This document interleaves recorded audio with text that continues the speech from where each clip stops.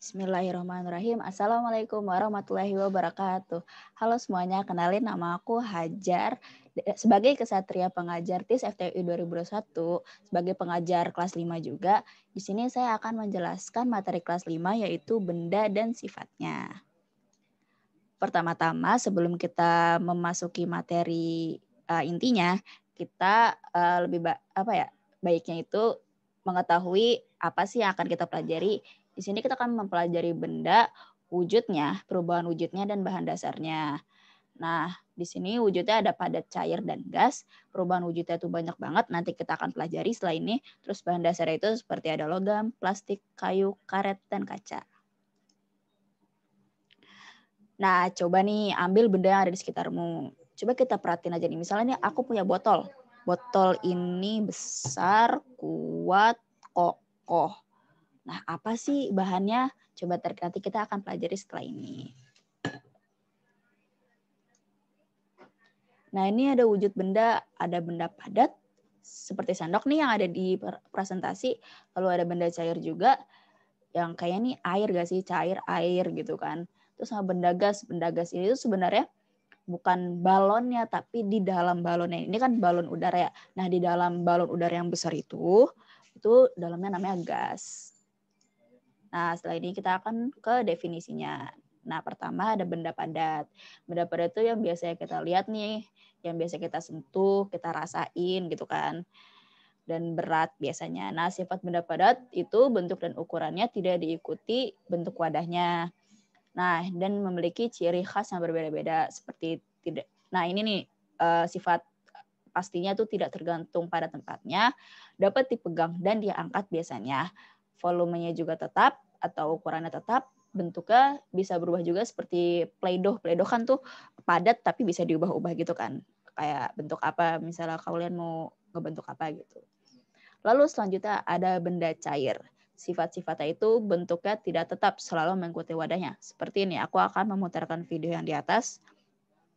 Ini ada teko, awal air di teko dituang ke gelas yang awalnya dia membentuk teko yang agak gendut ini.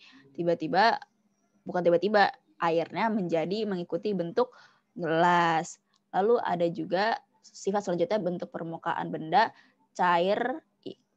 Permukaan benda cair selalu tenang pada saat bentuk yang datar seperti gambar ini. Lalu dia mengalir juga dari tempat yang tinggi ke tempat yang rendah. Seperti air terjun nih.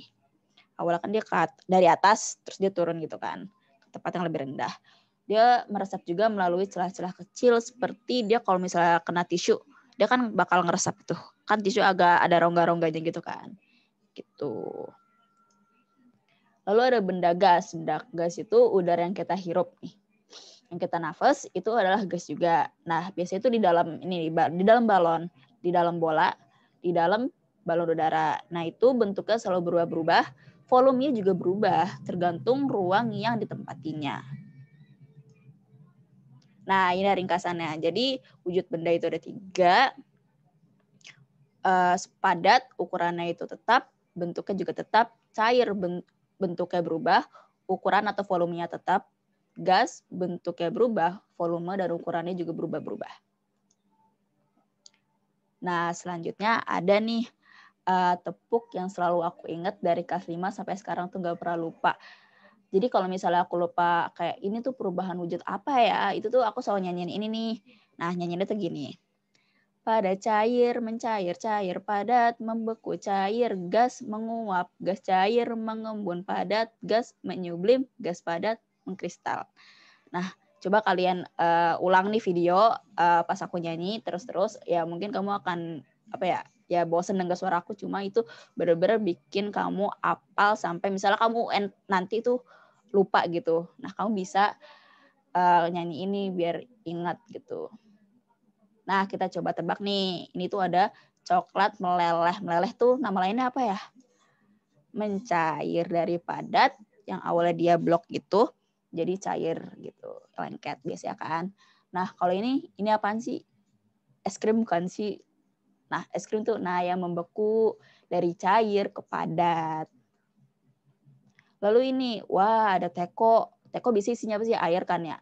Nah, kalau misalnya dipanasin biasanya dia ada ini, uap-uap gitu. Nah, awalnya dari apa sih? Nah, dari cair ke gas namanya menguap. Nah, yang ini biasanya kita lihat tuh abis hujan nggak sih? Nah, itu tuh namanya peristiwa mengembun dari gas menjadi cair. Nah, kalian pernah lihat ini nggak sih? Ini namanya kapur barus. Kamu ngeliatnya biasanya di kamar mandi gitu kan. Nah, biasanya tuh buat biar nggak bau nggak sih kamar mandinya. Dan kamu perhatiin deh yang awalnya tuh ada, tiba-tiba tuh mengecil. Nah, ini kan awalnya padat ya, terus mengecil. Nah, dia itu berubahnya menjadi gas. Nah, padat ke gas itu menyublim. Nah, contoh lainnya tuh kayak stela. Stela tuh yang kalau kamu iseng buka isi stela itu dia benda padat. Nah, makanya dia biasanya dicantelin di kipas atau lemari gitu kan. Atau ini mobil gitu. Nah, dia tuh jadi gas wangi gitu. Makanya jadi pewangi yang awalnya dia kokoh, banyak, besar gitu. Dia akan mengecil dan itu berubah menjadi gas yang wangi. Nah, yang terakhir nih yang belum apa tadi? Nah, ini tuh mengkristal. Makanya peristiwa mengkristal ini the one and only itu cuma salju yang nggak pernah kita rasain di Indonesia. Nah, sekarang ada namanya nih perubahan tetap sama perubahan sementara. Yang tadi yang aku jelasin itu namanya perubahan sementara atau perubahan fisik. Nah, itu tuh ya bisa kembali lagi misalnya nih dari es batu. Kalau mencair kan jadi air ya. Dia bisa balik lagi ke es batu kan kalau misalnya kita bekuin. Nah, itu namanya perubahan sementara atau perubahan fisik. Nah, ada juga perubahan tetap tuh seperti ini ada peristiwa pembakaran seperti kertas dibakar kan kalau misalnya kertas dibakar jadi abu ya. Nah, nggak bisa balik lagi kan ke kertas. Nah, itu namanya perubahan tetap. Ada juga nih pembusukan yang awalnya dia mateng, tiba-tiba busuk. Dia nggak bisa matang lagi, kuning lagi kan. Sama pemasakan. Beras, kalau udah jadi nasi, nggak bisa jadi beras lagi. Nah, apakah kalian tahu bahwa lilin termasuk perubahan sementara? Jujur, aku tuh baru tahu kelas 5, kayak aku tuh ngerasa, baru tahu aja sih kayak knowledge aku bertambah karena selama ini aku tahu lilin yang biasa buat mati lampu itu. Aku kira kan kalau misalnya udah meleleh, itu kan keras ya, dan nggak bisa dibentuk lagi, ternyata tuh bisa dengan cara dipanasin lagi, terus dibentuk lagi gitu. Dan itu ada prosesnya sendiri. Nah, itu menurut aku cukup mind blowing pada saat aku kelas 5. Nah, dari benda yang kamu ambil tadi, coba kamu raba. Nih kayak tadi ini aku punya botol, aku raba ya. Ini tuh keras, berat juga lumayan. Lalu ada bunyinya juga, kira-kira apa sih ini? Bahannya apa? Coba kita next ya. Nah, kalau menurut aku, botol aku tadi itu berbahan logam karena dia keras dan kuat. Dan dia juga bisa menghantar listrik sebenarnya dan mudah dibentuk bila dipanaskan. Nah, kegunaannya itu untuk memperkokoh bangunan, terus juga buat kabel listrik, sama wajan dan panci, dan untuk membuat perabotan rumah tangga.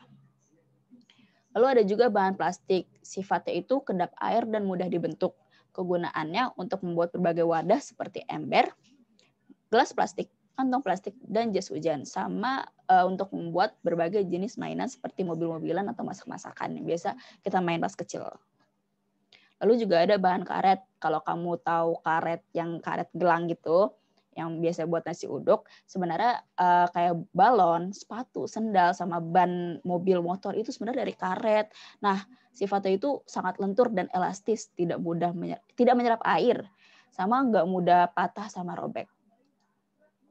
Lalu ada juga bahan kayu, dia itu kuat sama mudah dibentuk kayak dipotong-potong gitu, dan isolator.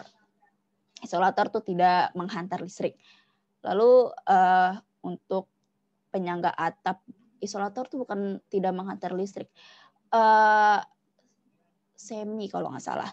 Terus kegunaan bahan kayu tuh untuk penyangga atap dan tiang, membuat alat-alat rumah tangga seperti kursi, meja, dan lemari, sama sebagai gagang atau pegangan alat masak. Ya kayak alat masak kalau kamu ngelihat ada panci gitu yang gagangnya itu kayu, itu sebenarnya biar nggak menghantarkan panas. Nah, itu tuh isolator. Terus ada juga bahan kaca, dia itu juga seperti logam, dia mudah dibentuk kalau dipanasin. Terus dia juga tembus pandang atau bening. Nah, kegunaannya biasanya buat jendela, buat cermin, buat botol, ada juga botol minum gitu atau gelas yang bening kaca. Terus bisa juga buat layar monitor seperti TV dan komputer. Ada juga bahan kertas, dia itu dapat menyerap air, mudah dirobek, dapat dilipat dan dapat ditulis. Biasanya itu untuk membuat buku, membuat majalah, sama sebagai alat bungkus seperti ini, kertas kado. Nah, yuk latihan soal. Coba ya kalian jawab gitu.